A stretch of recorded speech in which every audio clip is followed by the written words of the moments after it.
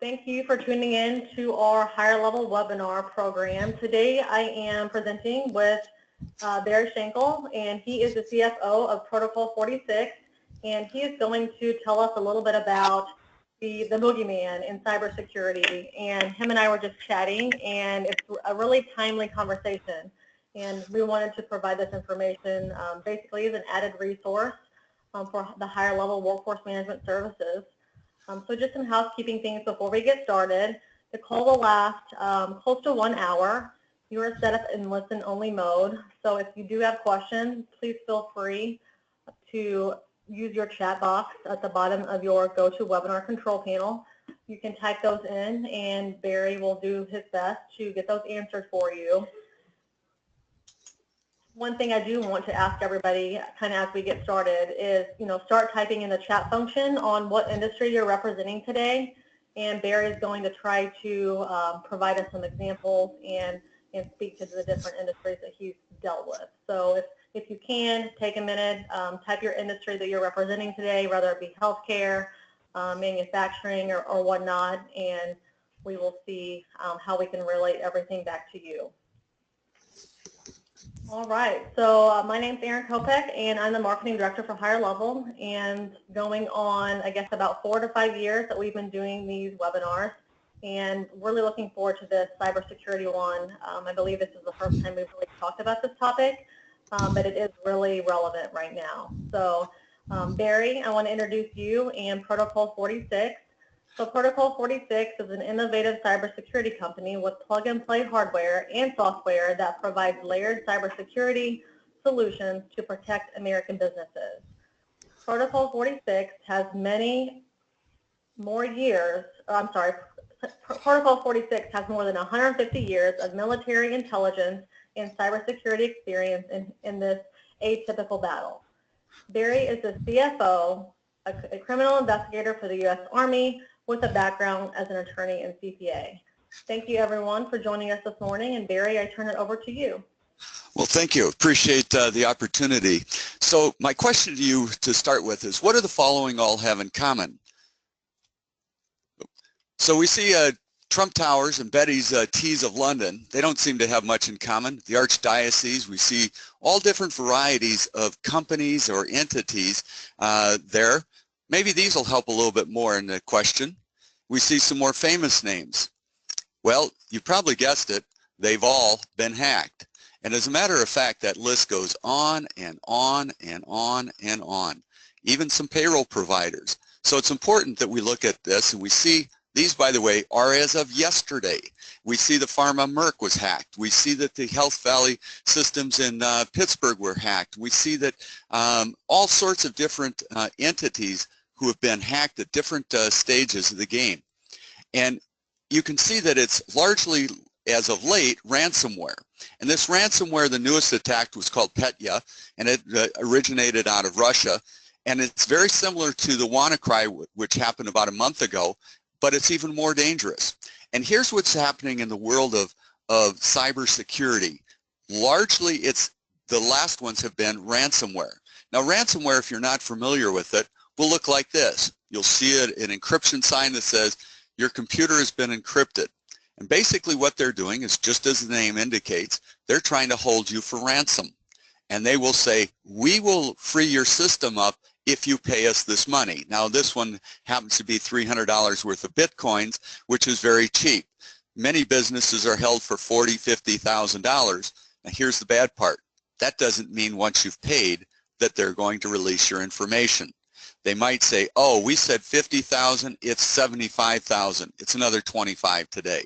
So that has happened and continues to affect a lot of businesses, not only in America, but around the world. Now, you see in the middle bottom, it says Bitcoin. Bitcoin is I'll call it a currency that is used by the hackers because it's anonymous. It's non-traceable. And of course, they get their money. I was just telling Erin that we just had a briefing a couple of weeks ago with the FBI and one of the admirals of the Navy cybersecurity intelligence, and they talked about the industry of cyber hacking, and that the Chinese literally have what I'll call warehouses of of offices set up devoted to cyber hacking, and they have more people dedicated to cyber hacking than we have in our entire military. The same thing with Russia. They both have these type of factories. So it's not only these what I'll call rogue kind of individuals who are doing it, but it's also cyber nations. And if we go back a number of years or months, we see, you know, Yahoo, of course, who was hacked. We see Arkansas Sheriff, which was held for ransom. We see the Nigerians, of all people, hacking LA County. I mean, I'm still waiting for my money from the Nigerian prince who left me money. We see health systems that are hacked. And we see it's continuing. By the way, that was January, and we see that thousands were held. And they even held a cancer agency for ransom. So we go back a ways and we see all sorts of different signs of ransomware. Last year, the FBI said $1 billion was paid out. That's $1 billion. That's the United States alone. So we see that this hacking is big, big business. So as we talk about malware, as it's sometimes referred, we used to think of it, if you will, as email viruses in the 90s and early 2000s, worms, Trojan horses, spyware, and even adware. And it was intended initially to be disruptive, just to disable computers. Somebody saying, hey, I wonder if I can do this. Well, today, that malware is an umbrella term for a variety of tools that the weapons in the arsenal of the hackers. And it's evolved from a novelty to a very precision tool to breach organizations. And as we look at these cyber hackers, they're more ruthless, cunning, and clever than ever before. So when we talk about breaches or hacking, we need to make sure we understand these are bad guys. They're sometimes called hostile cyber actors. And it's the unauthorized user breaks into the computer, here's the key, to steal, change, or destroy. They're not really looking to change. They're really looking more to destroy the system, to get it ransom, or to steal your information. Not just your information, but your customers, your company's information. If you're in the healthcare industry, for example, they want to get all sorts of different pieces of information. Now I'm going to pause here and talk just for a second about a quote that says, hackers exploit routine vulnerabilities. They move in quickly, make their money, and disappear. No company is immune from Fortune 500 companies to neighborhood mom and pop businesses. Well, we know the name, Robert S. Mueller III. He was a former director of the FBI. Now what's interesting is that quote that says mom and pop businesses. Well, our company got started because Eric Ebner, who's our chief technology officer and a cyber intelligence, crypto cyber intelligence information specialist in the United States Army, even to this day is in the reserves. But he got his start when he was working for energy audit companies doing cybersecurity analysis. And that was his background in the military. Well, he comes back from his deployment in Iraq the first time, and a friend of his said, can you look at my system? Something's kind of goofy. He looks at it and he said to him right away, he says, you've been hacked. And he says, Eric, why would I be hacked? There's 5 employees. We're a small transport company. He said, I know. They're not interested in what you have. They're interested in what your clients have. He says, what do you transport? His friend said, well, prototypes for businesses, for engineering firms. He said, exactly. And some of it's probably proprietary and top secret, right? And he goes, exactly. He said, you also have to have a manifest as part of the Patriot Act when you ship things, right? He goes, yeah. He said, you've been hacked by the Chinese. This is cyber security espionage. And that's exactly what happened. Small mom and pop businesses that are being literally either ransomwared or they're stealing the information. We'll talk about that a little bit more and how easy it is and what they're looking for. But make no mistake, cybersecurity is big business. It's easy and it's profitable to sell the data. And what used to be the monetization, or what used to be the novelty, has now gone to monetization. They've realized that big business, they can sell it, and it's more sophisticated, and smaller organizations are being targeted. Now, smaller organizations are being targeted for a couple of reasons. Number one is big businesses can afford to have more protection, hire people, and have better tools. Smaller organizations don't have the budget, and so they're being hacked because they can. It's also because a lot of the cyber hackers, they want to go for the easy targets. And if you think about it, the smaller organizations are the low-hanging fruit. They don't have the protection that they need. When I talk about the low-hanging fruit, think about a small organization. who probably does not even have their own IT person. And their IT department is usually a break-fix organization. They're really not dedicated with the knowledge and sophisticated tools that they need to prevent cyber hacking.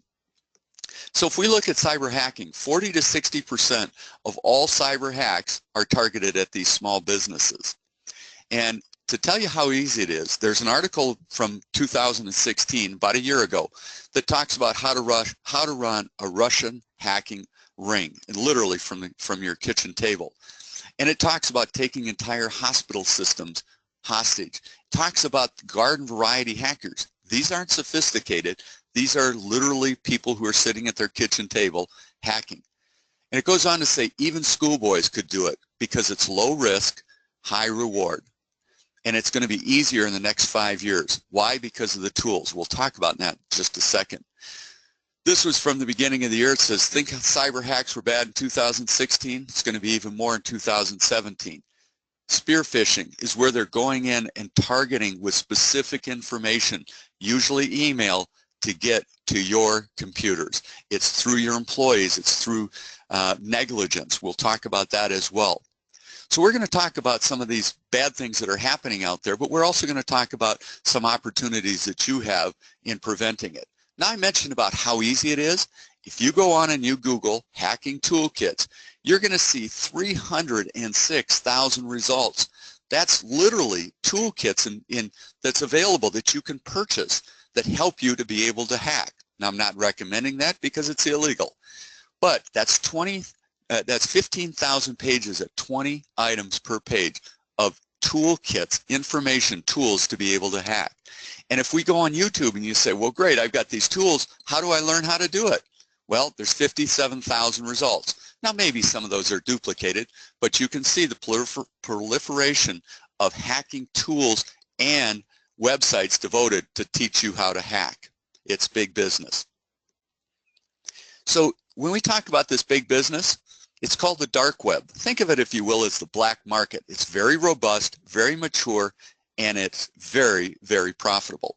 And in fact, it looks a little bit like the stock market. You can go on and you can purchase credit card data, much like you can on a stock exchange. You say, I want to buy from the US, I want to buy from Europe or Canada.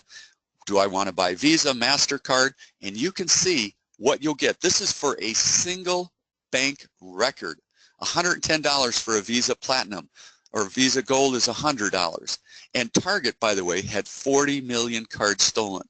So if you do the math, it's a big number. It's very profitable. So we know the problem out there. It can cost an organization everything. It can literally destroy that business. And in fact, in order to remedy that breach for a financial institution, it's $259 per individual record. For healthcare, it's $398 for a single record. So if we look at that, we see just how profitable it can be. And that's not even including the reputational costs, which are significant. That is why only 6% of companies survive longer than 2 years after a data breach. So as we look at, continuing to look at another article, it talks about cyber global crime as a $388 billion crime spree, and it's growing. And in fact, it's so sophisticated that it's even more profitable than the combination of the black market of marijuana, cocaine, and heroin. That's $288 billion. Cybersecurity crime is $388 billion. So in 2015, there were 700 million records stolen, and of that, there were 1,600 breaches. The numbers just came out for 2016, and they're very similar to these same numbers. So you can see that the numbers are staggering. Now, what's also interesting, half of the breaches in the world occur in the United States. The average cost to a business is $4 million. The average small company breach costs them about $454,000. So you see why only 6% of businesses are able to survive. Now, we're not talking about malicious emails. We're talking about the stealing of personal, medical, and financial information. Now, you might be saying to yourself, well, wait a second. We have our cyber geeks. We have anti-malware, anti-software. We got a firewall. They're not adequate, nor is having simply your IT professionals. And they're great people. They work real hard to keep the system up and running. But it's critical to understand the difference between IT departments and cybersecurity. IT departments are largely break-fix. They install software, they keep the machines running, and they're largely reactive. Cybersecurity works to detect, to analyze, and defend, and are proactive in trying to make sure that your system is secure. You need to have the right tools in place. We always say that we're the IT department's best friend. We're not there to make them look bad. We're there to help them, because here's the key. An IT department cannot fix what they don't know about. Our tools are all designed to make sure that they understand where those risks are. And in fact, what's important in any type of cybersecurity, and here's sort of the large key in what we're trying to get at, it's really about what are your vulnerabilities as a company, because it's those vulnerabilities that allow the hackers to get in. And in fact, 85% of all cyber breaches can be done with certain tools. Obviously, those are the tools our company happens to have, but 85% of all cyber breaches could be avoided. Why? Think about your home. You've got windows, locks on your door, maybe you've got a security system, maybe a sign outside. If somebody's trying to break in, they're going to look and say, oh, the door is locked, let's move on to the next vulnerable site. And they largely look for vulnerabilities. Same thing with the thug on the street. Who are they looking for? They're looking largely for vulnerabilities. It's very true, the same thing in cybersecurity. That's what they're looking to do, is seek vulnerabilities. And as such, they can gain access to your company records or hold you hostage. And again, 85% of all cyber attacks could be stopped by implementing 5 cybersecurity tools. So I'm going to talk for just a second, and I don't want to make this a commercial about protocol, but there are solutions. We provide military-grade cybersecurity prevention and protection. Aaron mentioned that we have more than 150 years of cyber security, military cybersecurity, military intelligence as our background. 80% of us are military with a background. So as we look at some of these tools, and here's what you need to look at, is saying how do those pieces fit together to protect your company? Think of it, if you will, as your castle. Well, you start out with a good fortress. You start out with the tools that are going to build that perimeter. But in the world of cybersecurity, it actually needs to go a little further. And I'll talk about the different tools that our company and other companies may have. The first is endpoint protection.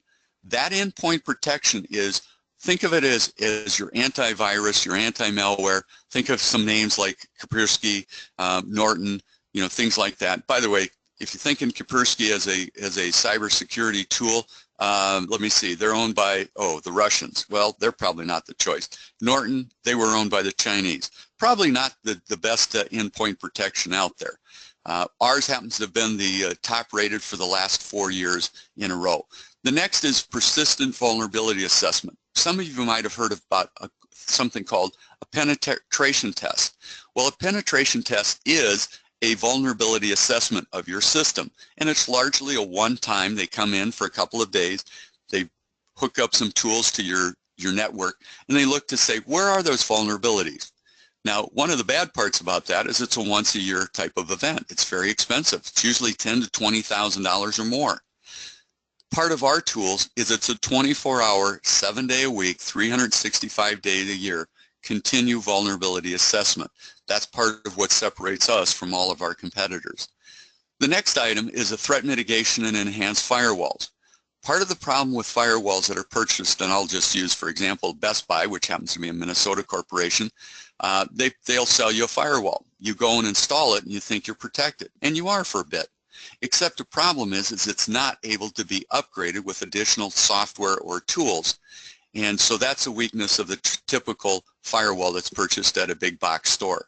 The second part of that is it's not monitored.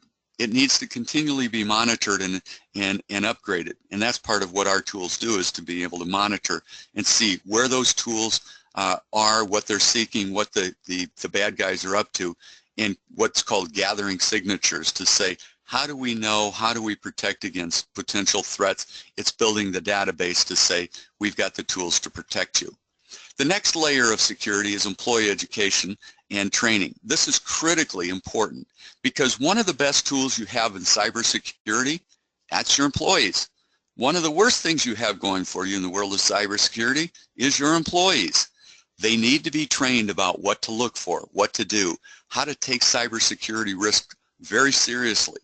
So we have a training program that helps teach people what to look for, and some of it's done through phishing. Phishing is where they'll literally seek out and get information through the, I'll call it negligence of employees. Let me give you an example, and this has to do with, I used the term spear phishing before. There was a diocese here in the state of Minnesota where they were doing a bazaar, if you will, on Friday night, and Betty and Joyce were working on it, and Betty gets an email from Joyce that says, Betty, I found this great website and you need to check it out. It's identical to what we're doing on Friday night for ours. So of course Betty gets it and she thinks, well, terrific. And she hits the button and they got into the system. And they ended up getting $24,000 from the bank account of this small diocese. And so that's what spear phishing does, is it allows you to be vulnerable through your employees in emails. The next is Wi-Fi protection, additional Wi-Fi protection. You may have somebody that's literally driving by looking for vulnerabilities, and it's important that you can know if somebody is doing that to be able to either defend or to go out and to seek law enforcement to try and arrest them. We have our system hooked up here at our labs in our headquarters office, and it started beeping one day, and we literally watched as somebody was driving down the street beeping and trying to penetrate vulnerabilities of different companies. We were able to call the police and they were able to follow up. The next is intrusion detection. It's really about knowing and getting signatures of who the bad guys are and trying to help prevent additional hacking from going on, not only for your company, but additional. So you see these different layers of protections. It's not just a single tool, it's multiple layers. It's what's called in the military defense in depth. And that's really designed to say, if they penetrate one level, they can't get to the core of it. They have to go through multiple levels. That's what you're really looking for in any type of cybersecurity protection system. It's really having multiple layers. One of the benefits that we believe we have over competitors is all of our tools are designed to work together. Most of the tools that are sold separately out there, whether it's a box store or somewhere else from another company, are in large part not designed. They're different pieces that are hooked together, but not designed to work together. So often the best defense is prevention. Think about, if you will, for a second, a fire. Well, you have what's called a firewall, and you can deal with the aftermath of it, the cleanup, but the key is, why not prevent it from happening in the first place? It's very expensive to clean up the fire, but fire prevention is often very inexpensive. Well, the same thing holds true in the world of cybersecurity. So as we look at it, we look and say, how do we get ahead of the breach?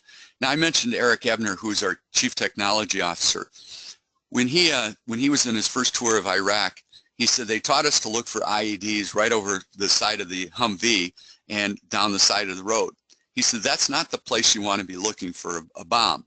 What you want to be looking for is ahead of the breach or ahead of the bomb. So you want to be looking for the bad guys who are building the systems and getting that in place and finding out what they're doing somewhere else. That's how you build a defensive prevention for cybersecurity, as opposed to damage control and remedying.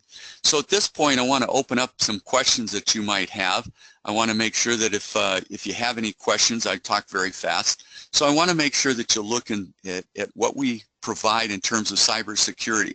I also want to give you a few tools that you can use today. Whether or not you want to give us a call or not, that's fine, but I want to make sure you have a couple of tips and tools. Number one is you want to be very cautious about making sure that your system has all the upgrades and patches that it might have. Vulnerabilities are often done with older systems. Now, one of the things we have in our penetration testing, the vulnerability assessment, is looking to what do you have on your system? And I'll give you an example. We had a client recently, we found a number of things, and he says, well, I don't have that server connected anymore. Yeah, you do. And by the way, it's running Windows 95. And it was totally exposing the whole system because somebody had reconnected a server and didn't even realize it. So we want to make sure that all the systems are upgraded with all the vulnerability patches that you can get. We want to make sure that you know what's on your system. We want to make sure that you're using passwords. Those passwords are changed frequently.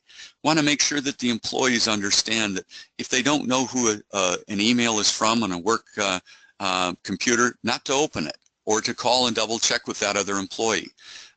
There are scams that go on that are very targeted. Another example I can give you is a client of ours came to us. This happened after the fact, but they were literally breached by internal systems, and they knew that the boss was leaving for out of town at a conference, and they hacked his email and said, send X dollars to this bank.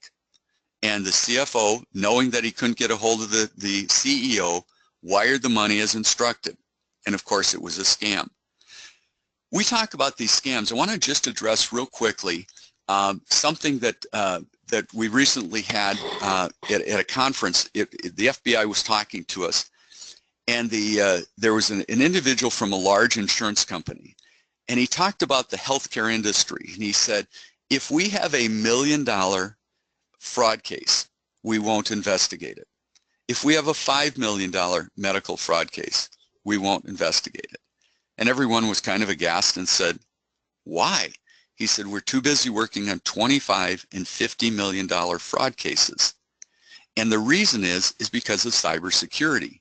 Remember that $398 I mentioned about remedying a healthcare cost? Well, that cost is so high because of 3 reasons. They not only get financial information, but in the healthcare industry, they can get your medical information of a client, and that would be able to be then sold on the black market for fraud cases. They also get drug information where they can order opiates and sell them on the black market. Big profit.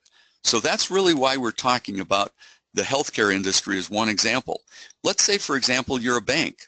They get all the financial information of your clients, not just in terms of your bank account information, but perhaps credit card information as well. So if you can, just let me know what, type in and tell me what the industries are that you're representing, and I want to give you a couple of more examples as we go along. All right, Barry, it looks like I can see that people have typed public transportation. We have a couple people in the financial services industry, the veterinary healthcare industry, residential healthcare facility, online auction, IT support. That's what we have coming in so far. Great. Okay, let me just address a couple of them. The transportation. I mentioned Eric and the prototypes that are sent.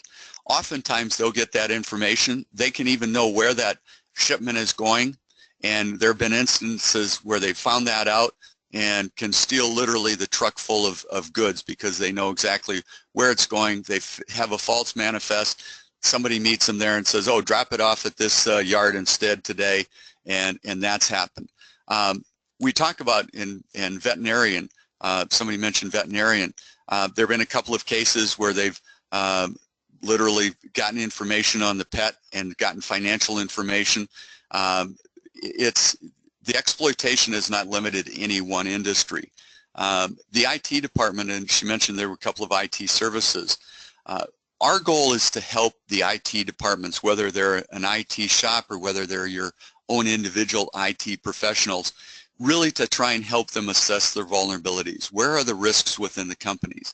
As I mentioned, they can't fix what they don't know about, and that's really not their specialty. They're very good at what they do, but cybersecurity is a relatively new field. It's changing every day. I mentioned at the very beginning, or Aaron did, about the war on what we'll call atypical war. It is not your typical, we know who the battlefield is, we know who the enemy is, we know what they look like. This is really atypical. We don't know exactly where they're at. We don't know who they are. We don't know exactly what their level of knowledge is. We know they have tools out there that are trying to breach it. But what we also don't know is are they a nation state? Are they individuals? So all of this as we protect largely stem from how do we protect against the vulnerabilities? How do we monitor the systems? The endpoint protection, most of that, you know, when you go and buy an anti-phishing and anti-malware, none of it's monitored. Okay, our system happens to be monitored, so we look to say, how do we monitor and help those IT professionals to be able to secure that? We have a very sophisticated back-end support system that gives them all of the tools and information that helps them to be able to protect that company. So we really try and make sure that the company is protected. We want to make sure that their employees are trained. We want to make sure that not only are you protected, but your industry is protected. Because if they figure out how to breach one of your competitors, you're next. Don't kid yourself. They know how to get in. They know where vulnerabilities are. They can use it against other companies. So if you have any questions, just fire away on those.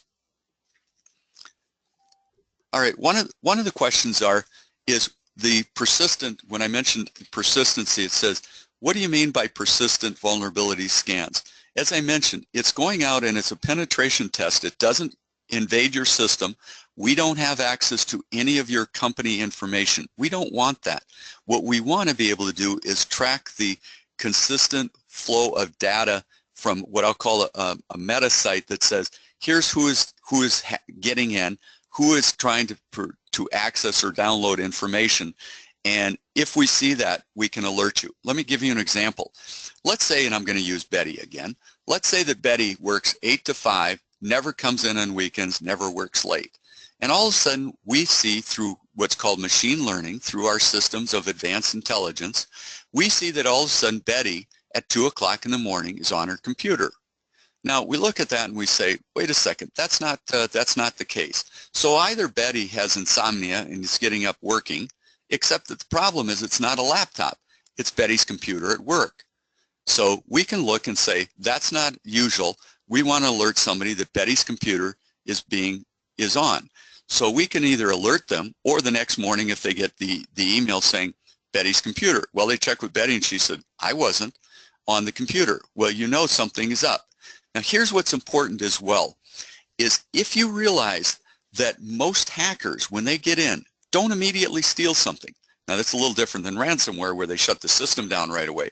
But most hackers get in and go very slowly because they don't want to leave too many traces. Target, for example, the hackers were in Target Corporation 240 days before they were discovered. Now, that 240 days, they go in, they get information, they get more information the next day, and they start building and getting information as opposed to one major data dump. Well, our system would be able to tell what those patterns are and who is authorized to be in there and providing alerts so that you can shut it down. That's part of what that system looks like. So true cybersecurity has all of these different features in place. When I mentioned about the firewall, and our firewall goes beyond the normal firewall because it can be updated and enhanced, but here's the key. Can it be monitored? Can it be upgraded? We talk about employee education. What are the employees, what are they knowing about the system, about vulnerabilities that might exist? How do you tell phishing from non-phishing? And by the way, when we talk about employees, we're talking about the top down. We're talking CEO all the way down to the new hires, because it's many times we found that it's the senior management who doesn't go to the training, doesn't get that education, and they create some of the vulnerabilities themselves. Some other questions that people might have, feel free to weigh in. One of the other questions is, what does this cost for good protection? Great question. It's going to depend on a number of things. Number one is how many employees you have. It's going to be dependent on what type of systems, whether you have the complete protection. I will tell you that, you know, whether we like it or not, it's a little bit like insurance. None of us really like paying for car insurance if we don't ever think we're going to get in an accident. We don't like paying for homeowners insurance for our house because we don't think it's going to burn, but we have to have it. So the cost of protection is often very much cheaper than it is for the remedy. That's very true in the world of cybersecurity.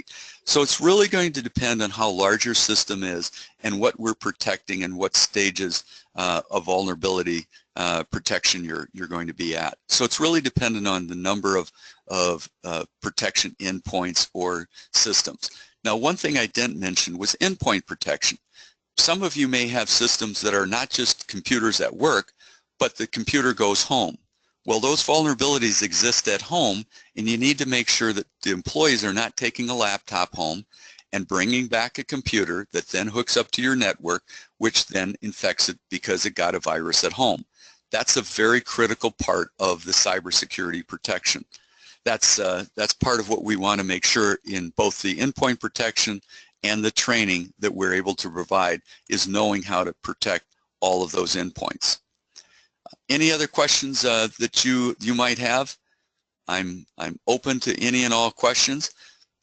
Somebody asked the question, how do you get a hold of us? And, well, sorry about that, it's supposed to be coming. Call us. You can send it at contact@protocol46.com or Barry, B-A-R-R-Y, at protocol46.com, or feel free to give us a call, ask us questions.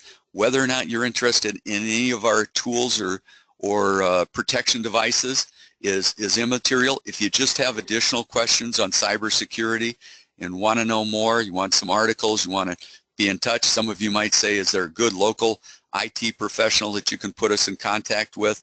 We're happy to do that. We're looking to say, how do we help people become informed?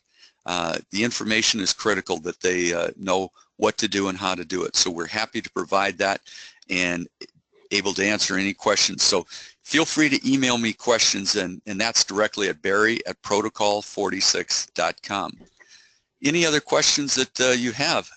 Quiet group. Barry, did you see the question regarding the cell phone? Oh, no, I didn't. Okay, great question.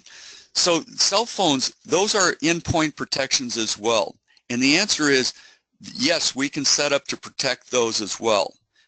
People often think, by the way, that misinformed, that Apple phones, iPhones, can't be hacked. They can.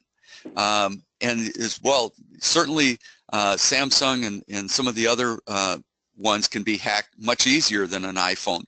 But they can all be hacked, and those have to be protected with endpoint protection. So part of our endpoint protection is making sure that if employees are accessing any, by the way, when we talk about systems being hacked at work, it's not just computers.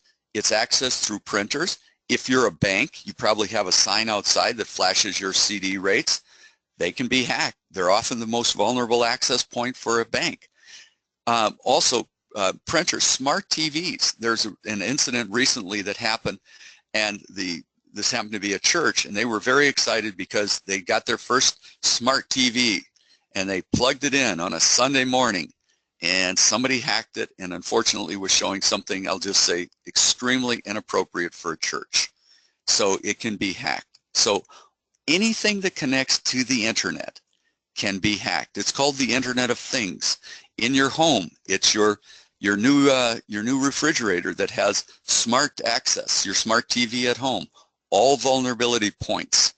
So they can all be hacked. You need to protect yourself at all levels. They're very sophisticated, these hackers. They're very ruthless.